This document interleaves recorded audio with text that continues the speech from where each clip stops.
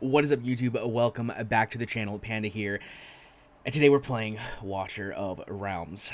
Today's video is something that might surprise you, and that is because I said I wasn't going to make another one of these for probably about a month, and it's been less than a week. And that is because very shortly after recording the previous video, I made some pretty large progression on the account, and I felt as though it was noteworthy enough to make a secondary video. So if you didn't already check out that first video, I'll leave a card up above. You can go check that out and you can see where we were just a few days ago. But yeah, stay tuned, see what this video is all about. I think you guys are going to really enjoy it. And let's just dive right in. So first things first is I would like to apologize. I recorded my summons and the file's corrupted, which means I'm unable to show you the summons. What I can do is show you what I got, which really wasn't that much. However, the one thing I did get was very, very good for our account, and that was this guy right here, Nocturne. Now, if you don't already know what my account looks like, you can see it over here on the left now. We have pretty much, I guess technically Hex is slightly better than Nocturne, but we have pretty much the best Infernal setup when it comes to DPS, including having a Dolores at A5. And basically what that means is when we get Pyros in a few days, which we're at currently 42 of 75 shards for our first Pyros, we are going to skyrocket in progression again. I won't be doing a progression video for that one. I'll probably just be going over things such as Guild Boss, because that's probably the biggest point of progression that we will make. Will be in our Guild Boss hitting to potentially 20Ks, etc. But this bad boy right here is probably the main thing that we pulled. We did pull a couple dupes of some other characters, such as we got another Brienne copy, and I think there was an Aveline. Is it Aveline? Yeah, Aveline copy. A Dalin copy, some other little things like characters that I don't currently use, but maybe we'll use in the future. But Nocturne was definitely the man of the hour. Very excited about him. We 6-starred him immediately. We put him in our Guild Boss, and we actually got a little bit of progression using him in our Guild Boss. So it wasn't much. It was, you know, definitely there was some room. There's some room to grow, and I definitely think that once we pick up that Pyros, the room to grow will be immense. But you will also see a new addition to our 6-star roster, and that is this lady right here, Valkyra, and she is amazing. She was one of the first legendaries that I pulled, and I chose to forego her as a 6-star in the early game because I felt like in the early game she didn't serve too much of a purpose for me. I wasn't really, you know, in need of fighters in the places that I was progressing, and so I felt like I would skip out on her, especially once I pulled Zillatu and Hats, which Zillatu is just better than Valkyra in most situations. However, what 6-starring Valkyra allowed me to do was a great progression, and I did it specifically for this piece of progression, and of course some future progression as well. Don't get me wrong, Valkyra is a great hero, but I built her specifically for this one purpose, and that is the Artifact Material Raid. And you will see here that we have officially cleared Stage 18 of Artifact Material Raid. Now I'm going to go ahead and let this run quickly in the background and explain to you why we made this progression. We were progressing on this. We attempted it several times on stream. We attempted it several times off of stream. And, you know, it was just, I had one problem after another. The first problem was surviving this big AoE that he does. And if you didn't know, there was a minor change when we got the model update for AMR, where instead of being a typical Salazar ult that just hits 6 times at random people, it's now flat damage across everyone around, which means that, yes, there's no more RNG. However, what that also means is that everyone has to be above the, you know, breakpoints of HP, or they're going to die no matter what. There's no RNG that could potentially happen where you're going to survive. And so it was a little more difficult to try and figure all that out. So what I ended up doing was going through and putting HP pieces on my DPS, thinking if they can survive, they'll DPS longer, which means we'll get more damage overall. And I just could not get it out, because what ended up happening was these ads that spawn in the bottom left and the bottom right of the screen were getting through very rarely, but it was just enough that they were healing up and then the damage from the next nuke would be a little bit stronger because of the attack buff, and we would end up dying. So we ended up trying something new. We put our Zilla 2, which currently was down here in the bottom left, and we put her over here in the top right, facing down. And what this allowed us to do was have another DPS hitting these bottom waves so that our main DPS here could focus the boss longer, get more damage out, but also so that hopefully they wouldn't be able to make it in and heal the boss up because they'd be dying a little bit sooner. Therefore, we wouldn't end up getting, messed up with block. And that worked really well on the right side, but then we had a problem with the left side. And so I figured, you know what, I have Valkyra. Let's 6-star Valkyra and have her do the exact same thing that Zilla 2 is doing on the right side. And you'll see here that she works very well. She's knocking them down to about 50% health before they even reach Abomination. Abomination turns around, smacks them once or twice, and they are dead. So it made it immensely easier.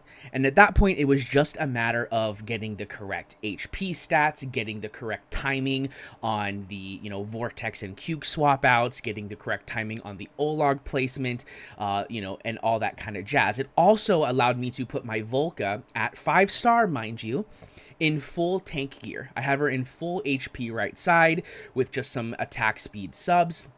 And her whole goal was to put up the ultimate, which allowed me to do even more damage. And I think now with POD, we're not even getting her down. Oh, there we go. We get her down right at the end. But she was there, and during the run, she came in much earlier, of course, but we have that extra 30% stacks, or 30% stats, I'm sorry. And so because of that, we're not quite able to, we're not quite able to get her down in time in order to actually see her do her ultimate, etc.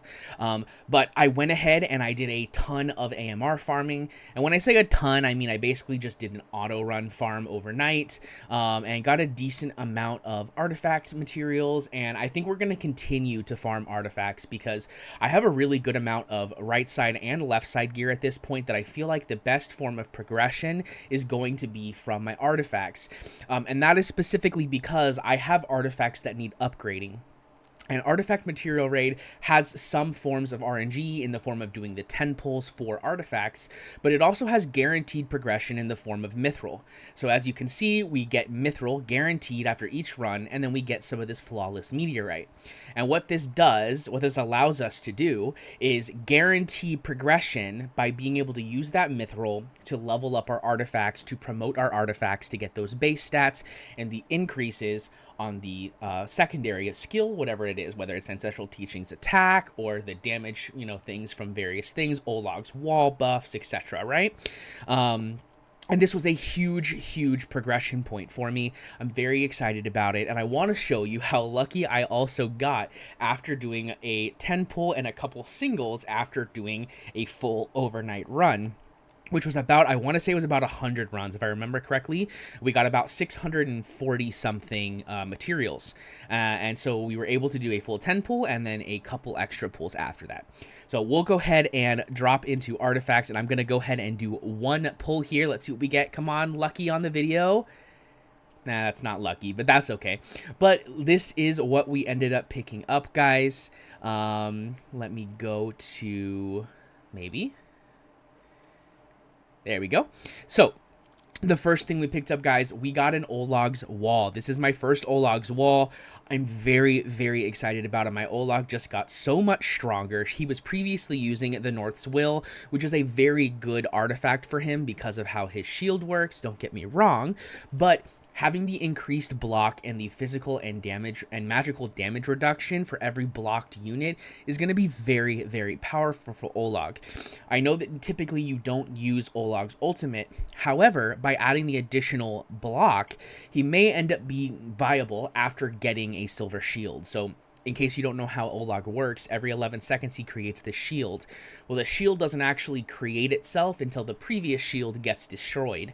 So what happens is you'll lose the shield. If it's been past that 11 seconds, you'll instantly proc another shield. And then at that point, you can pop the ultimate where he will no longer generate a shield. But because he has that shield and he has this huge damage reduction, you're going to be able to make that shield last longer, and it can actually help him survive if he's about to die to things such as Void Rift's Torador. And having Olog's Wall means we can add an additional block, which means we get an additional 4% damage reduction for both physical and magical damage. I love this artifact. I'm very excited about it. But that is not all. We also did pick up the Holy Radiance artifact, which is after every 10 basic attacks, deal AoE physical damage one time equal to 200% of damage multiplier to at most 5 targets and restore HP for 10% of damage dealt. Now, personally, I don't know who I'm going to use this on, if anyone. As you can see, I don't have a lot of tanks in general, and so I'm not sure if this is one artifact that I will actually use, but it does look interesting, and it may be really good for some tanks, and so I'm excited I picked one up. But of course, that is not all, guys. We got some more stuff.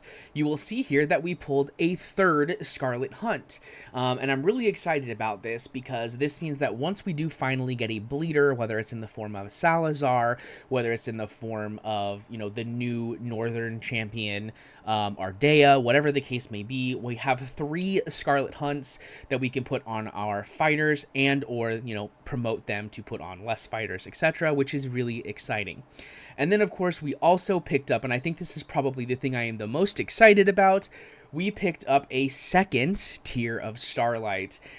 We already had this first tier of Starlight before, which I was really excited to pick up, and we picked up a second one from these AMR runs, and so now we have pretty much the best setup in terms of mage artifacts that we could use for things such as Gear Raid 1, which brings me to my next point, guys. If you didn't already see the previous video, like I said before, I actually left a comment on that video because as I was uploading it, I was doing some testing, and I was able to progress into Stage 19 of Gear Raid 1, and I don't think you will ever guess what the answer was of how we beat it. Let me go and use one more energy thing here. But we were able to beat it using a physical damage dealer in the name of Abomination. So what we ended up doing was we ended up moving some gear around. We put our Abomination in our Infernal Roar set that our Zillatu was wearing, and we put our Zealous in our Soulbound Arcana set that we had built up for our Pyros that we're going to be getting here soon. And we ended up bringing in both Dolores and Autumn in order to buff both Abomination, Zealous, and Hats, and was able to get a pretty large chunk of damage. Now, I know that these things have a ton of defense, but you need to keep in mind that in this comp, there's 3 things that are making this work really, really well. The first thing is Mari providing a physical and magical vulnerability, which means that our physical damage is able to actually deal a little bit of damage to these very heavy defensive units. But also, Hats brings a AoE defense down because all of her hits will hit multiple people, which means they're all going to be suffering from defense down, which means that large amount of defense is cut down pretty significantly. And then the third thing, and probably the most important thing, is that we have Mr. Abomination, who very quickly gets to his second ultimate and starts AoEing a ton, and when he does this, he also applies burning, and burning is built-in magic damage. So even though he's himself is dealing physical damage, he does apply magic damage in the form of burning, which allows us to deal a pretty significant amount of damage. And really, it was just a matter of timing at that point. You know, we brought in Vortex for some heals, Midon for some heals on Mari so she wouldn't die. We dropped Wrath in there for a minute, mainly just to get the Nightmare buff.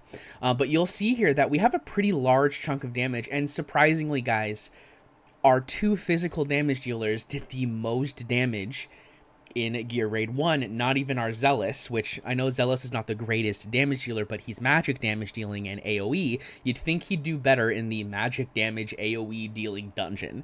But yeah, just goes to show that, you know, testing some things out and using your brain to check out the skills may actually prove beneficial. But guys, I just wanted to give you that real quick little bit of information about the account. I feel like it was really, really important to share this because these are pretty big milestones. You know, AMR 18, I know people who are several months in that haven't beaten AMR 18 because it is a very, very tough dungeon.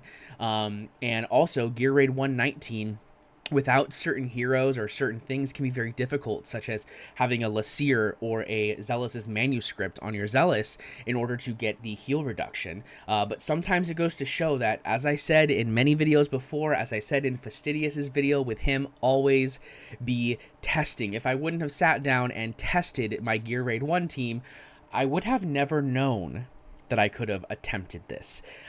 So I'm glad I did.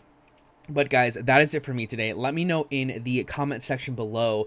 Do you remember what day you were when you beat AMR 18 or your first Gear Raid 19? I'm kind of curious where you guys were. But guys, if you like this video, please hit that like button. Hit that subscribe button if you want to see more content from me in the future. And I will see you in the next one. Peace.